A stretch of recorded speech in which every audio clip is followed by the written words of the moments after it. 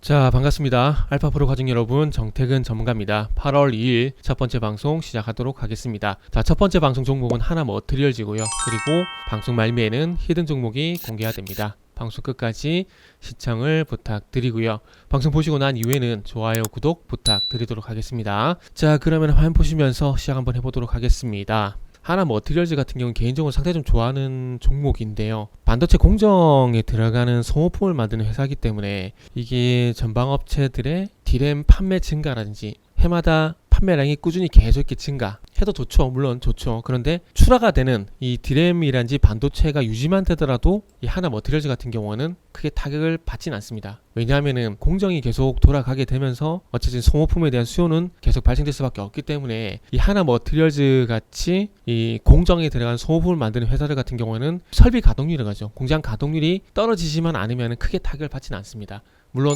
회사가 돈을 잘 버는 거하고 주가 가는 건 별개이긴 하지만 그럼에도 불구하고 이 하나 머티리얼즈라는 회사 입장에서 보게 되면 어쨌든 기존 수요만 계속 유지가 되더라도 주가는 계속 유지가 됩니다. 그런데 최근에 와서 이 하나 머티리얼즈 주가가 좀 좋지가 않아요. 2020년부터 꾸준히 만원을 살짝 이탈했다가 66,800원까지 660% 넘는 상승이 나왔다가 최근에 와서 주가가 상당히 좀 급격하게 꺾이고 있는 부분들이 나타나고 있습니다. 일단은 잘 아시겠지만 6월달 같은 경우는 이 경기 침체 우려 때문에 시장이 다 빠졌기 때문에 하나 머티리얼즈도 마찬가지로 그런 이유로 빠졌다 보시면 될 것 같아요. 그런데 그러고 난 이후에 이제 42,000원대에서 좀 지지력이 나올 것 같았지만은 21선을 쭉 하락을 하다가 42,000원 부근에서 바닥이 잡힌 듯 하면서 횡보를 하고 있었는데 21선과 이격 조정이 마무리가 되고 난 이후에 반등이 나와야 되는데 이제 우리 하락이 나오고 있습니다. 이렇게 되면 이거는 시장 이유라기보다는 종목 자체 이유가 있다라 좀 봐야 될 것 같은데 그게 지금 보면 이건 것 같아요. 하반기 고객사 본격 재고 조정,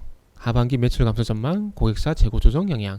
이게 무슨 얘기냐면은 재고 조정, 재고가 어쨌든 계속 늘어나는 거죠. 재고가 계속해서 늘어나게 되면은 신규 생산을 하기가 쉽지가 않습니다. 기존의 재고를 털어내야겠죠. 그래서 이런 비교적 무리가 있는 건 알지만 길 가다 보면은 막 재고털이 이렇게 재고털이 하는 거 보셨죠? 뭐 그런 것처럼 기존에 쌓여있는 것들을 이게 가지고 있으면은 이게 도리어 짐이 됩니다. 보관 비용이라든지 이런 부분도 좀 있기 때문에 물론 자체 뭐 이런 보관 창고가 있다라면 부담이 안 되겠지만은 어쨌든 이게 계속 쌓여 있는 건 좋은 일은 아닙니다. 기업 입장에서는 이게 어쨌든 삼각 자산이 될 수가 있는 거거든요. 삼각 자산이 가지고 있을수록 계속 가치가 떨어질 수 있는 부분도 있기 때문에 만들어 놓으면 일정 부분 재고가 쌓이는 건 좋지만은 일정 부분 원하는 수준을 넘어가는 재고가 쌓이게 되면 이거는 분명히 짐이 되고 나중에 이거는 손해가 될 수밖에 없다는 부분들이죠. 그러니까 지금 어찌 보면 하나 머티리얼즈 같은 경우는 전방업체를 해봐야 뭐 삼성전자, 뭐 SK 하이닉스를 봐야 될 것 같은데 이 기업들의 그 재고가 최근에 좀 늘어나고 있어요. 지금 SK 하이닉스 같은 경우도 재고 자산 여기 보게 되면은 6월 말 재고 자산이 1년 전 대비해서 무려 91% 거의 100% 증가했죠. 그래서 11조 9천억 정도 일단 늘어나게 된 거죠. 그러니까 재고 자산이 최근에 와서 여기 보시면 아시겠지만은 이 파란색이 재고 증가율인데 상당히 가파르게 증가를 하고 있어요. 가파르게. 물론 이게 매출 증가율까지 같이 올라가게 되면서 재고 자산 증가율까지 올라가게 된다면 상당히 좋죠.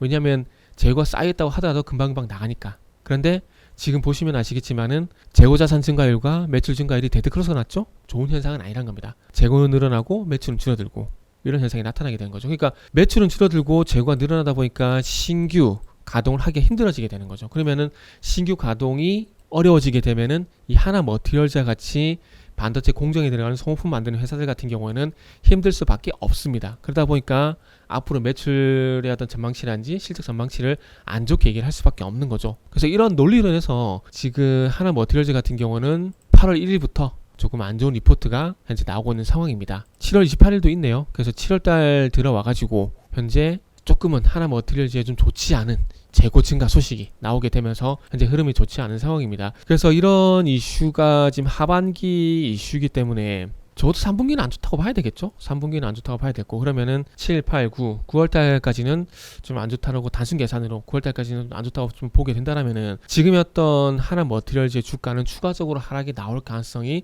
상당히 높다라고 좀 볼 수밖에 없을 것 같습니다. 어디까지 하락을 할지 모르겠지만 일단 뭐 적어도 뭐 32,000원대까지 열어놔야 되지 않을까 하는 생각이 들어요. 개인적으로 뭐 3만원까지 열어놔야 된다고 봅니다. 3만원까지 열어놔야 된다고 보는데, 하락의 폭을 이렇게 깊게 잡는 이유가 뭐냐면 이게 하락이라는 게 생각보다 더 많이 나올 수도 있는 부분들이거든요. 일단 일정 부분 시장 하락으로 인해 가지고 63,000원대에서 43,000원까지 2만원 정도 가격 조정이 나왔죠. 그리고 난 다음에 2차 하락이 나오는 구간이기 때문에 이 2차 하락의 파동이 생각보다 클 수도 있다는 거죠. 예상보다. 그렇기 때문에 차라리 하락폭을 크게 열어놓고 좀 더 여유 있게 추후에 바닥에 대한 부분들을 조금 논해보고, 그리고 이제 서서히 접근하는 전략을 가져가는 게 좋다라는 겁니다. 빠졌다고 해서 바로 이렇게 접근하는 것들은 좀 무리가 있고, 어쨌든 러프하게 여유 있게 낙폭을 열어놓고 관찰을 하게 된다면은 접근하는 것도 상당히 용이하다고 생각이 좀 들어요. 그래서 어쨌든 전방 업체들의 어떤 재고 증가 소식은 하나 머티리얼즈뿐만 아니라 지금 다른 반도체 중에서 지금 하나 머티리얼즈 말고 지금 기억이 안 나네요. TCK 이런 것들도 아마 타격이 좀 있을 것 같아요. 하나 머티리얼즈랑 사업부이 좀 겹치는 부분이 있습니다.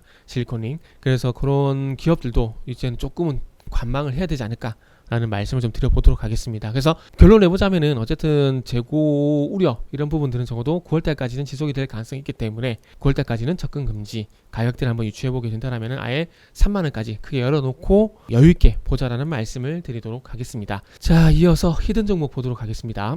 자, 히든 종목입니다. 히든 종목은 조선주인데 조선주 중에서 어떤 종목을 볼 거냐, 이게 좀 관건이라 보시면 될 것 같은데, 이게 조선주 같은 경우 분위기를 좀 만들어 가는 것 같아요. 그 조선주 같은 경우 시영증권에 뭐 조선의 국모라는 별명을 가지고 있는 모 연구원이 있는데, 그만큼 그분이 조선주 같은 경우는 방송이란지 뭐 유튜브 나와서 많은 얘기를 많이 해주셨어요. 그분이 얘기하는 것 중에서도 상당히 도움될 만한 게 많더라고요. 근데 결국 중요한 건 그분이 소속된 증권사가 시영증권이고, 시영증권을 중심해서 이제 증권사들이 언제쯤 이 조선주를 밀 건가, 푸시를 할 건가, 이게 관건인데 조금씩 분위기를 만들어 가는 것 같아요. 2분기 일단은 적자였는데 이전에 나왔던 리포트 같은 경우는 4분기에서 내년 1분기 정도 흑자전환을 예상을 했는데 좀 빠르게 지금 3분기부터 지금 흑자전환 얘기가 나오고 있네요. 근데 이게 될지 안 될지는 좀 지켜봐야 되겠지만 어쨌든 분위기를 만들어 간다라는 거, 조선주에 대한 분위기를 만들어 간다는 것들이 어찌 보면 지금부터 서서히 관심을 가져야 되지 않을까 생각이 들어요. 예전에 그 대중국 관련주 움직였던 2007년 전후로 한번 가보게 되면